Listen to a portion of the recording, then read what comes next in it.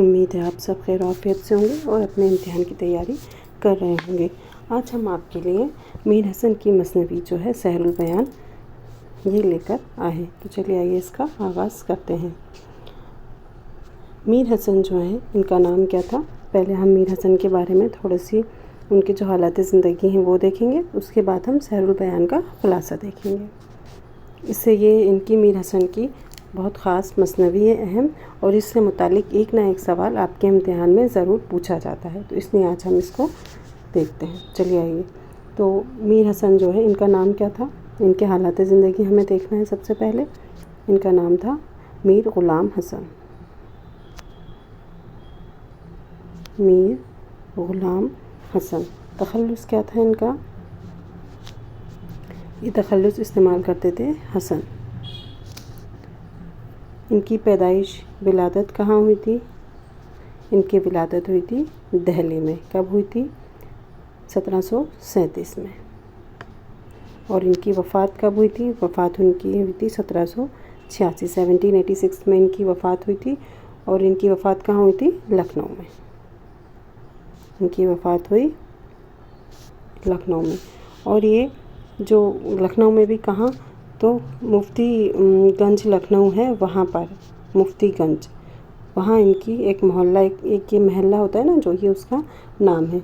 और इनका मदफन कहाँ है, बाग के कासिम अली खां का जो बाग है उसके पीछे इनका मदफन। इनको कहाँ दफन किया गया, कई बार पूछा जाता है कि ये कहाँ दफन है, तो आप क्या उसका जवाब होगा कासिम अली खां। इनका बाग था, उसमें इनको दफनाया गया है। मीर के वालिद का नाम क्या था, इनके वालिद का नाम था, मीर का नाम क्या था, मीर ग़ुलाम हसन। और इनके वालिद का नाम था मीर ग़ुलाम हुसैन। मीर ग़ुलाम हुसैन, ये इनके वालिद का नाम था। इनका तखल्लुस इम्पॉर्टेंट है, इसको आप डबल स्टार बना के लिख लीजिए, ये पूछा जाता है वालिद का तखल्लुस। तो इनका तखल्लुस था क्या, ज़हाक। ज़ाहक ये अपने ओहदे के, अपने वक्त के एक मशहूर और मारूफ़ क्या हैं, शायर हैं और हिजूगो हैं, जो हिजुया वो करते थे। अपने मौत से पहले किसने हुजू की थी, आपने पढ़ा होगा कि मोमिन खां मोमिन थे, उन्होंने अपने मरने से पहले ये बताया था, उन्होंने भी हुजू की थी कि उनकी मौत हाथ पे टूटने की वजह से होगी। मीर हसन ने जो शायरी की इब्तिदा की, जो शुरुआत की थी, वो इन्होंने किससे की थी, किसको अपना इन्होंने कलाम बताया था। इन्होंने कई लोगों को, कई जो शोरा थे उनको अपना कलाम बताया था। तो इनकी जो इब्तिदा की थी शायरी की इब्तिदा, वो सबसे पहले इन्होंने मीर हबीब उल्लाह, इनको इन्होंने अपना कलाम बताया था।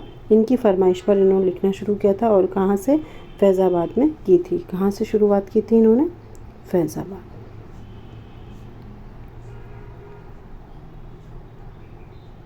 यहाँ से इन्होंने शुरुआत की थी। और ये किसके शागिर्द थे, मतलब इनके उस्ताद हम कह सकते हैं कौन थे, तो इनके उस्ताद थे मीर ज़ियाउद्दीन, मीर ज़ियाउद्दीन। ये कौन थे, ये इनके उस्ताद थे। और इन्होंने सौदा से भी सलाह ली और दर्द को भी अपना कलाम दिखाया था। किसको, सौदा से और दर्द, इनको भी अपना कलाम इन्होंने दिखाया है।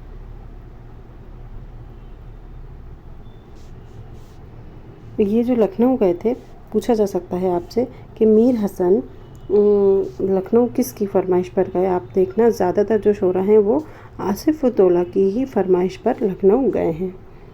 तो ये भी किसकी फरमाइश पर गए थे, आसिफ उद्दौला की फरमाइश पर। कहाँ गए थे, उस ज़माने में ये वहाँ गए थे लखनऊ। और किसके साथ गए थे, ये अपने वालिद के साथ वहाँ गए थे। कहाँ, लखनऊ। और इन्होंने सारी ज़िंदगी की, कहा जाता है, किसमें गुजारी है, गुर्बत की ज़िंदगी इन्होंने देखी, गुर्बत में ही इन्होंने ज़िंदगी गुजारी है। अब हम इनके अदबी खिदमात देख लेते हैं। इन्होंने एक तज़किरा भी लिखा है, तज़किराए शोराए उर्दू, ये इनका एक तज़किरा था। तज़किरा। कौन सा तज़किरा लिखा इन्होंने?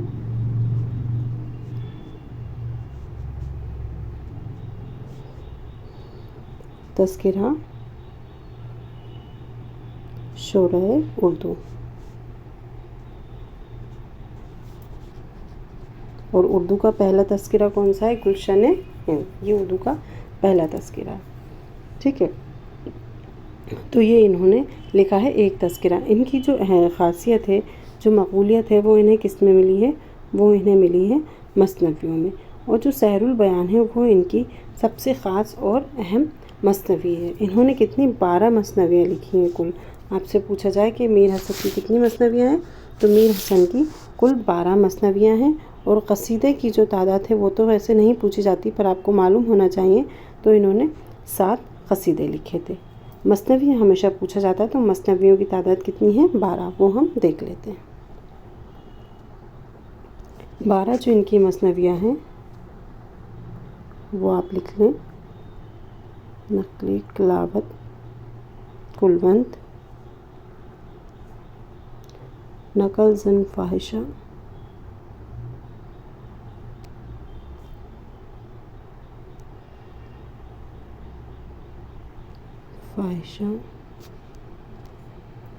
हिजू कसाई, क्योंकि ये इनके जो वालिद थे वो हिजू करते थे, तो इन्होंने उसके मुतालिक हो सकता है उनसे कुछ इल्म हासिल किया हो। फिर है नकल कसाई,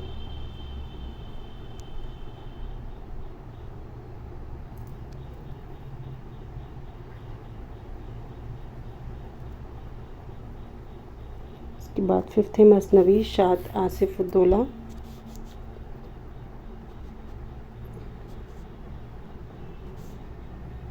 क्योंकि इन्होंने इनके लिए मसनवी इसलिए लिखी है क्योंकि ये इन्हीं की फरमाइश पर कहाँ गए थे? लखनऊ गए थे। और 6th है मसनवी रमूज़ आरफीन, रमूज़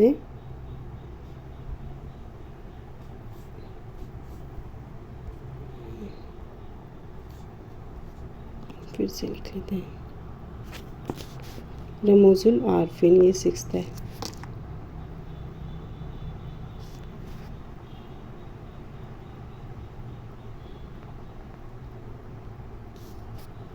हिजू हवेली,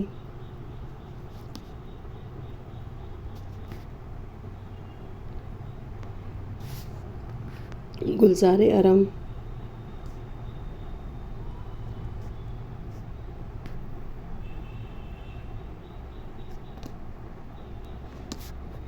दर्द सिफ कशफ जौहर,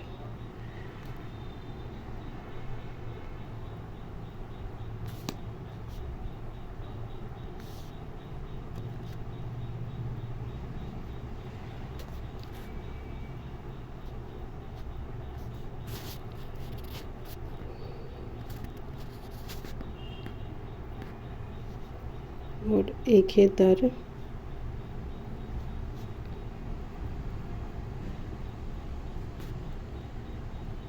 तहनियत ईद। और 11th है दरख्वान अहमद,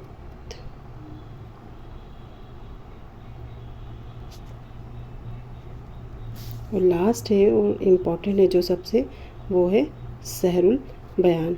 आज ये हम यहाँ पर इसी का क्या है ख़ुलासा देखेंगे।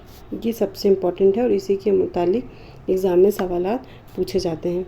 ये इसका जो टाइम पीरियड है, इसका जो वक्त है वो है 1784 से लेके 1785 तक जो इसका वक्त है ये है। तो आज हम जो है इसी के बारे में तफसीली से पढ़ेंगे। चलिए आइए इसका आगाज़ करें।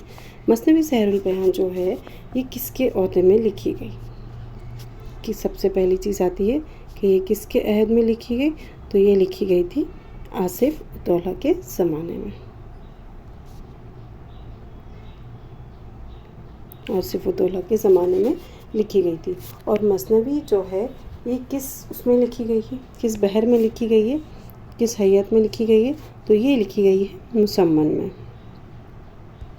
अब मुसम्मन क्या होता है? आपसे पूछा जा सकता है कि मसनवी सहरुल बयान किस उसमें लिखी गई, तो ये बहरे मुतकारिब या मुसम्मन में लिखी गई। मुसम्मन में क्या होता है, जो शेर की जो हैयत है, जैसे कि मुसल्लस, मुरब्बा, मुखम्मस, मुसद्दस, मुसब्बा, मुसम्मन। मुसम्मन में क्या होता है, इसमें 8 बंद होते हैं, ये आप याद रखिएगा। इसमें कितने, मतलब 8 बंद होते हैं। और जो आखिर में जो लफ्ज़ आता है ना, फ़ालून जो आता है, जब फ़ाल आता है तो उसको 4 बार वो रिपीट होता है। कितनी बार रिपीट होता है वो, 4 बार। इसका हाफ आप ऐसे याद रख सकते हैं। मुसम्मन में कितने बंद होते हैं, 8 बंद। जैसे मुसल्लस में कितने होते हैं, 3। मुरब्बा में कितने होते हैं, 4। मुखम्मस में 5। मुसद्दस में 6। मुसब्बा में 7। और मुसम्मन जिसमें कितने बंद होते हैं, 8 बंद होते हैं। तो ये जो है मसनवी सहरुल बयान, ये मुसम्मन में ही लिखी गई है। इसमें फ़ालून क्या है, आखिरी में 4 बार आता है। और इसको, ये जो मुसम्मन है, मुरब्बा है, इन सबको मिलाकर ही क्या बनती है, बहर। तो ये कौन सी बहर में लिखी गई, इसकी बहर है मुतकारिब, इस बहर में ये लिखी गई है। अब ये ओहदा हमने लिख लिया, इसका वक्त जो था वो लिख लिया 1784 से लेकर 1785। मुसम्मन में लिखी गई है, मुसम्मन जिसमें 8 बंद हो, और बहरे मुतकारिब में ये लिखी गई। किसकी फरमाइश पर लिखी गई है, फरमाइश किसकी थी, जॉन गिलक्रिस्ट की ये फरमाइश पर लिखी गई। गिलक्रिस्ट की फरमाइश पर इसको लिखा था। और इसका मुकदमा किसने लिखा, इसका मुकदमा लिखा मीर शेर अली अफसोस ने। इसका क्या लिखा था, मुकदमा। मीर शेर अली अफसोस ने इसका मुकदमा लिखा, कब, 1805 में। और उसके बाद ये कहाँ से, हिंदुस्तानी प्रेस कलकत्ता से छपी थी, फोर्ट विलियम कॉलेज के दौर में। कहाँ से छपी है, कलकत्ता से। कब, 1805 में। इसका जो प्रिंट था वो हमारे सामने आया। और इसे मुरत्तब किसने किया, इसे मुरत्तब किया रशीद हसन ने। हम इसको इस तरीके से समझ सकते हैं आसानी से कि सहरुल बयान, या हम एक चार्ट बनाते हैं, ठीक है। यह है आपका सहरुल बयान। फरमाइश यहाँ पे लिखें, फरमाइश किसकी, जॉन गिलक्रिस्ट।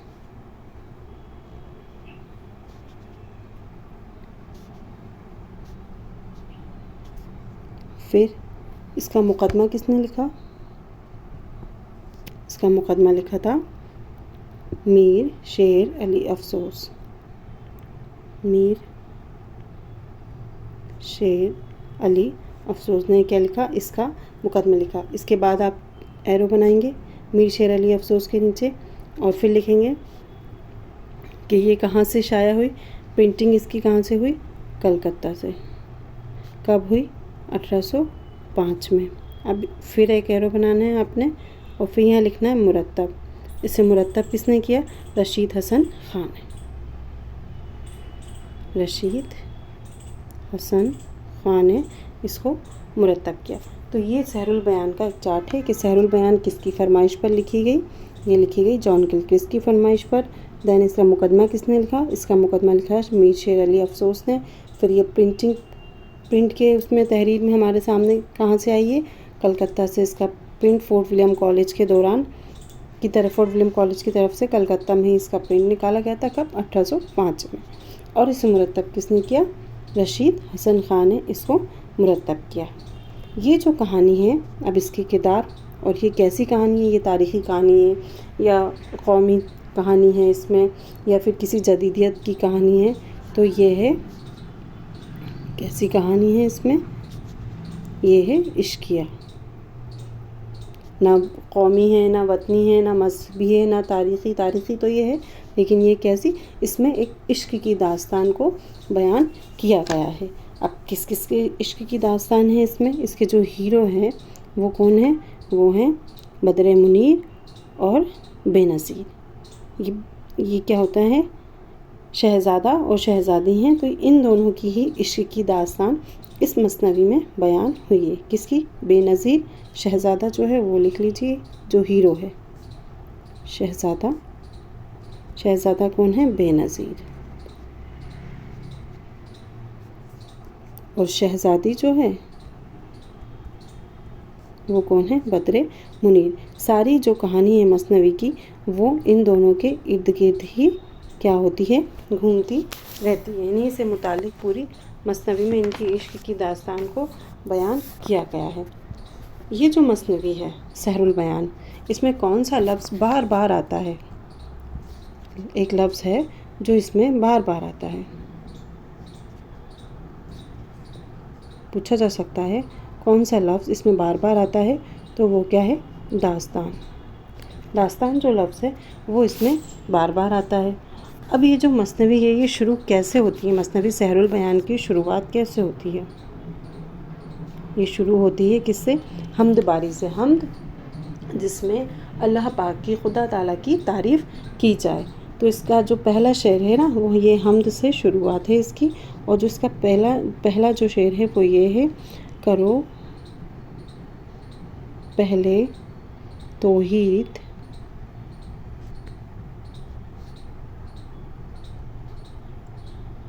यज़्दा रकम,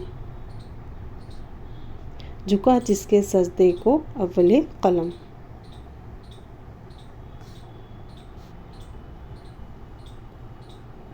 झुका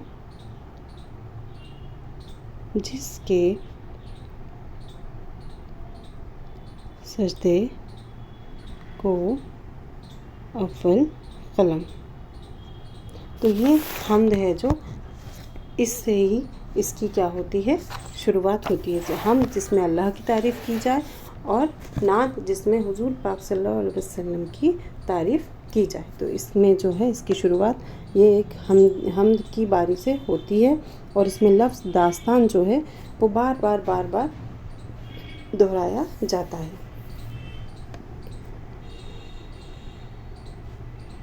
ये इस मसनवी की कुछ ख़ास बातें थी, कुछ ख़ासियतें।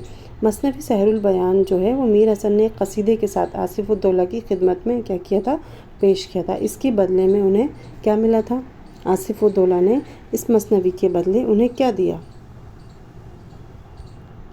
इसके बदले उन्हें दोशाला गिफ्ट किया था। दोशाला किसको कहते हैं? एक शॉल नुमा बड़ा सा शॉल होता है। जो शॉल होता है उसका साइज़ थोड़ा छोटा होता है, जो लेडीज़ के लिए होता है, ख़वातीन के लिए होता है। और दोशाला एक बड़ा सा शॉल होता है।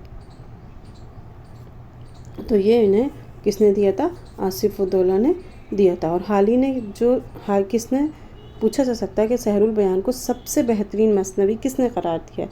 तो हाली जो हैं इन्होंने मसनवी सहरुल बयान को सबसे बेहतरीन मसनवी करार दिया है। उनके मद्देनज़र सहरुल बयान जो है वो सबसे बेहतरीन मसनवी है।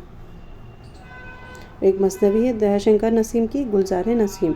तो गुलजार नसीम के बरखिलाफ़ सहरुल बयान में जायज़ात निगारी ज़्यादा है। सहरुल बयान का दिबाचा किसने लिखा था? मीर शेर मुकदमा मीर शेर अली अफसोस ने लिखा है। तो ये इससे मुतालिक कुछ चीज़ें थी। अब हम कुछ बातें थी, कुछ पॉइंट्स थे जो सहरुल बयान में एग्ज़ाम से इससे मुतालिक आपसे पूछे जा सकते हैं। अब हम इसका क्या देखेंगे? खुलासा।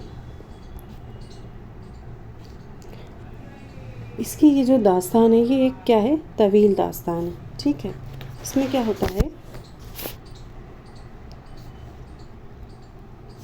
ये एक तवील दास्तान है।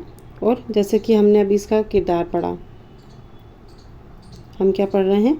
इसका खुलासा पढ़ रहे हैं।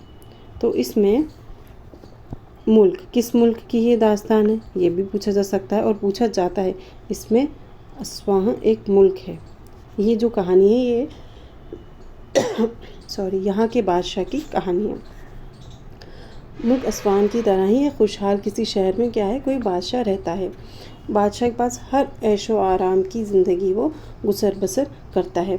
बस वो मायूस होता है और नाउम्मीद की हालत में होता है कि दुनिया तर्क करने की ठान लेता है कि अब तो मुझे इस दुनिया से जाना है, क्योंकि उसकी क्या थी? कोई औलाद नहीं थी। इन्होंने इसके फिर जो नजूम गोही होते हैं वो उन सब से, वो बादशाह थे, वो जो पेशन गोही करते हैं, नजूम यानी कि जिन्हें सितारों का इल्म हो, और पेशन गोही जो मतलब एस्ट्रोलॉजी जिनको लॉजिस्ट जो होते हैं ना, जिन्हें हम कहते हैं, जैसे हमारे मोमिन थे जिन्होंने पेशन गोही की थी। तो इसी तरह कुछ निज़ूमियों ने और कुछ पेशन गोई करने वालों ने ये बताया कि आपके यहाँ एक बच्चा पैदा होगा। क्या होगा? बादशाह से कहा कि आपके यहाँ एक बच्चा की पैदाइश होगी और उसके कितने साल? 12 साल उसकी ज़िंदगी के आफत व मुश्किलात में गुजरेंगे। 2-4 होंगे, यानी कि उस पर 12 साल तक कुछ आफत या मुश्किल आ सकती है। उसकी जान को ख़तरा भी हो सकता है। उस पर एक परी जो है वो आशिक होगी। उन्होंने ये बता दिया था कि उस पर एक परी जो थी वो इस पर आशिक हो जाएगी और वो इसे लेकर उड़ जाएगी। ये किसने? उन्हें निज़ूमियों ने, पेशन गोई ने पहले ही बता दिया था। और जो बादशाह का बेटा होता है, जो शहज़ादा, वो बड़ा ही खूबसूरत और हसीन होता है। तो बिल्कुल जैसा कि निज़ूम गोई ने बताया था, बिल्कुल वैसा ही हुआ। वो जो बच्चा था वो किस पर सो रहा था? पूछा जा सकता है, वो सोने के पलंग पर। अब बादशाह का बेटा है, जाहिर सी बात है, तो सोने के पलंग पर ही उसने सोना होगा। ये जो बच्चा था ये कहाँ सो रहा था? सोने के पलंग पर सो रहा था। तो एक रात कौन सी परी, ये नाम बहुत इम्पोर्टेंट है, ये सारे किरदार हैं, आप याद रखिएगा। माहे रुख परी, ये इस पर क्या होता है? आशिक हो जाती है और उसका वहाँ से गुज़र बसर होता है। उसको दिखता है, अरे इतना खूबसूरत शहज़ादा। जैसे ही वो वहाँ से गुज़रती, उसने देखा तो वो उसको लेकर अपने साथ, उस पर आशिक हो जाती है, तो उसको लेकर उड़ जाती है। और कहाँ जाती है? परिस्तान वो इसे ले जाती है। और महल में शहज़ादे के जाने से गायब अब बादशाह की औलाद, वो जो इतने सालों बाद हुई हो, तो आप सोचिए कितनी अफरा तफरी मच गई थी, इतनी हलचल हो गई थी कि शहज़ादा कहाँ गया। तो बस इधर माहे रुख परी ने क्या किया? शहज़ादे को, वो तो उस पर आशिक थी, तो ये जो परी थी ये इनको बड़ी ऐशो आराम की ज़िंदगी देती थी। बहुत सारे उसने अपने महल में इनके लिए हर चीज़ का इंतज़ाम किया, लेकिन इनका दिल इसके महल में नहीं लगता था। और इसने, माहे रुख परी ने इनको क्या दिया था? एक तफरी के लिए एक घोड़ा दिया था। कौन सा घोड़ा? ये था कुल का घोड़ा,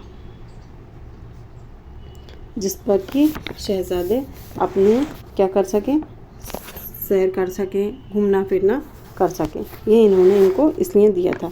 वो सुबह शाम बाहर जाते, आना जाना करते, उनका दिल लेकिन यहाँ पर नहीं लगता था।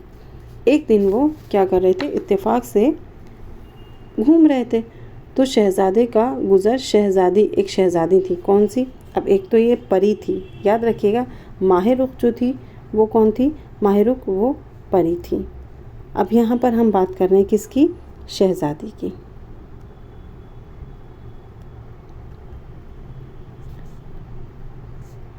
ये जो शहज़ादी थी ये कौन थी? बद्रे मुनीर। इन्हीं से बाद में इनका निकाह होता है। इनकी महल के करीब उनका जाना हुआ।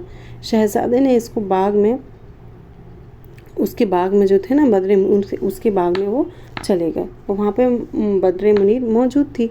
बस इन दोनों ने एक दूसरे को देखा और ये एक दूसरे के इश्क में क्या हुए? मुब्तला हो गए। इन्हें एक दूसरे से क्या हो गई? मोहब्बत हो गई। अब ये बात किसको पता चल जाती है? ये बात माहे रुख जो परी है उसे पता चल जाती है कि ऐसा ऐसा हो गया है, और वो क्या होती है? बड़ी नाराज़ होती है। और इसको, ये जो ख़बर देता है, ये कौन देता है? ये ख़बर माहे रुख को एक देव देता है, ठीक है। और उस वक्त ये कसम खाती है किसकी? हज़रत सुलेमान की। हज़रत सुलेमान की कसम खाती है कि मैं इस बेनज़ीर को सज़ा ज़रूर दूंगी। वो बड़ी गुस्से में, एकदम आग बबूला कहते हैं ना हम उसे, वैसी हो जाती है और कसम खा लेती है कि मैं, हज़रत सुलेमान की कसम खाती हूँ कि मैं जो बेनज़ीर शहज़ादा है मैं उसे सज़ा ज़रूर दूंगी। जैसे ही उसे पता चलता है कि अरे ये तो इसके इश्क में, बद्रे मुनीर के इश्क में गिरफ़्तार हो चुके हैं, तो जैसे ही उसे पता चलता है तो वो क्या करती है? शहज़ादे को एक कैद कर देती है। किस में कैद करती है? एक बेनज़ीर को, है ना, एक काफ का जो रास्ता होता है वहाँ पर एक कुआं होता है, जहाँ आलम के कुएं में कैद कर देती है। वो एक ये कुआं है, उनको क्या करती है? शहज़ादे को वो यहाँ पर कैद कर देती है। अब उधर क्या होता है? उधर जो बद्रे मुनीर है उसका हाल बड़ा बुरा होता है। वो तड़प तड़प कर परेशान हो जाती है, खाना पीना सब कुछ छोड़ चुकी होती है। किसकी? शहज़ादे की मोहब्बत में, उनकी याद में दिनों रात उनके लिए तड़पती रहती है। तो जो इनकी एक सहेली होती है उसका नाम होता है क्या? नजमुन निसा, उनकी बेस्ट फ्रेंड कह लें हम, वो होती है। तो नजमुन निसा ये भी इस मसनवी का एक अहम किरदार है। कौन? नजमुन निसा। ये कौन है? ये सहेली है। किसकी? बद्रे मुनीर की सहेली है। फिर वो अपना दिल का हाल सब कुछ किसको बताती है? बद्रे मुनीर को बताती है कि ऐसा ऐसा हुआ। नजमुन निसा को बताती है मेरे साथ ऐसा हुआ, मुझे उनसे मोहब्बत हो गई थी और वो नहीं मिल रहे हैं, जिनके लिए मैं बहुत क्या हूँ, परेशान हूँ। तो नजमुन निसा क्या करती है? शहज़ादे को ढूंढने निकल जाती है अपनी दोस्ती का फ़र्ज़ निभाने के लिए। जब वो उन्हें ढूंढने निकलती है तो वो कौन सा लिबास पहनती है? वो पहनती है गेरुए रंग का लिबास वो पहनती है। आपने गाना सुना होगा ना, रंग दे मोहे, कौन सा गाना है वो? गेरुआ। तो वही गेरुए रंग का ये लिबास पहनकर क्या बनती है? जोगन। और जोगन बनकर अपनी सहेली की मोहब्बत में शहज़ादे को ढूंढने निकल जाती है। अब जब इसको रास्ते में ये जाती है तो इसे क्या मिलता है? एक जुनू के बादशाह होते हैं, उनका बेटा। कहाँ के?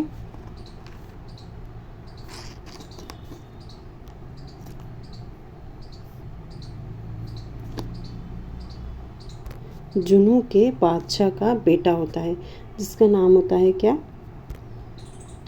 फिरोज़ शाह। इनसे मुलाकात होती है इसकी ना रास्ते में। किसकी? नजमुन निसा की। तो नजमुन निसा को क्या होता है? नजमुन निसा को, फिरोज़ शाह और नजमुन निसा को एक दूसरे से इश्क और मोहब्बत हो जाती है। और वो कहती है कि आप मुझसे वादा करें कि आप शहज़ादे बेनज़ीर को ढूंढ निकालने में मेरी मदद करेंगे। फिरोज़ शाह जो होते हैं, अब भाई उन्हें तो मोहब्बत हो गई, तो वो उन्हें निकालने के लिए उनकी सारी शर्तें, मतलब उन्हें ढूंढ निकालने में, या वो जो भी कहेंगे अपनी महबूबा के लिए वो सब कुछ करेंगे। तो वो इस चीज़ के लिए तैयार हो जाते हैं। और फिरोज़ शाह जो कहाँ के? जुनू के बादशाह के बेटे हैं, उनको उनके साथ ढूंढते हैं और वो उन्हें खोज निकालते हैं। और इन्हें जब उन्होंने इसको वो एक जो कुआं होता है वहाँ जाते हैं, तलाश करते हैं, तो इन दोनों को जो बेनज़ीर वो है शहज़ादा, वो इन्हें मिल जाते हैं। फिर वो इन्हें कहाँ लेकर आते हैं? बद्रे मुनीर के वालिद के पास। इनके वालिद कौन थे? इनके वालिद थे मसूद शाह। इनके पास लेकर आते हैं और इन दोनों की शादी का पैगाम देते हैं। उनकी सहेली जो है ना, वो लेकर आती है नजमुन निसा। और फिर बद्रे मुनीर और बेनज़ीर इन दोनों की क्या होती है? शादी हो जाती है, इनका निकाह हो जाता है। और इसकी किसके? बेनज़ीर जो है, बद्रे मुनीर जो है, इनकी चौथी के दिन, चौथी क्या होता है? जब आप लोग जानते होंगे, जब लड़की वाले लड़के के घर लड़की को लेने आते हैं निकाह के बाद, जब विदाई हो जाती है ना, उसके बाद लड़की को लेने जाया जाता है, लड़की के घर वाले जाते हैं, तो उसे कहते हैं चौथी का दिन, एक दो दिन बाद। तो उस दिन नजमुन निसा और फिरोज़ शाह की भी क्या होती है? शादी हो जाती है। और बेनज़ीर और बद्रे मुनीर को लेकर अपने मुल्क वापस हो जाते हैं और नजमुन निसा और फिरोज़ शाह एक साथ कहाँ चले जाते हैं? पाकिस्तान चले जाते हैं। तो ये जो था, ये क्या था? इसमें आपको जो जो चीज़ें याद रखनी है, जो जो नाम याद रखने हैं, वो कौन से हैं? बेनज़ीर, बद्रे मुनीर, और कितने साल बाद इनके बादशाह की वो तकलीफ़ का बताया है, तो 12 साल तक। और एक ये भी सवाल आता है कि बादशाह ने बेनज़ीर के लिए 12 साल की वो उम्र में सवारी तैयार कराई थी। उन्होंने कितने साल की उम्र में इनके लिए सवारी तैयार कराई? तो वो भी क्या है? 12 साल की उम्र में ही सवारी तैयारी कराई थी। और माहिर परी ये इसका मेन किरदार है। एक सवाल अच्छा और पूछा जाता है कि जब बेनज़ीर और बद्रे मुनीर की मुलाकात होती है तो इन दोनों की उम्र क्या होती है? तो जो बेनज़ीर हैं, इनकी उम्र है 16 साल, और जो बद्रे मुनीर हैं, शहज़ादी जो हैं बद्रे मुनीर, इनकी उम्र होती है कितनी? 15 साल। और इन दोनों की इश्क की इत्तला एक देव जो है वो माह रुख परी को देता है। और माह रुख परी क्या होती है? हज़रत सुलेमान की कसम खाती हैं कि मैं इन्हें सज़ा ज़रूर दूंगी, और इन्हें वो जह आलम के कुएं में क्या करती हैं? कैद कर देती हैं, जंगल में। फिर नजमुन्निसा जुनू के शहज़ादे कौन थे? फ़िरोज़ शाह, उनसे मुलाकात करती हैं और वो दोनों जंगल में जोगिन बनकर बीन बजा रही होती हैं। और तभी फ़िरोज़ शाह को के हुक्म पर सफ़ेद देव ने बेनज़ीर का पता लगाया था। किसने? ये भी इम्पोर्टेंट सवाल है। किसने बेनज़ीर का पता लगाया? तो सफ़ेद देव ने। ठीक है, सफ़ेद देव ने बेनज़ीर का पता लगाया था। और फिर ये दोनों उन्हें लेकर उनके जो अब्बा थे, जो वालिद थे, उनके पास जाते हैं और बेनज़ीर और बद्रे मुनीर का क्या होता है? निकाह हो जाता है। और चौथी के दिन फ़िरोज़ शाह और नजमुन्निसा का भी निकाह हो जाता है। तो बच्चों, सहरुल बयान से मुतालिक मीर हसन जो हैं उनके बारे में तो आप सब ने पढ़ ही रखा होगा, और सहरुल बयान से मुतालिक भी। तो ये आपके एग्ज़ाम के पॉइंट ऑफ व्यू से कुछ बातें थी। उम्मीद करती हूँ कि ये आपको समझ में आई होंगी। शुक्रिया।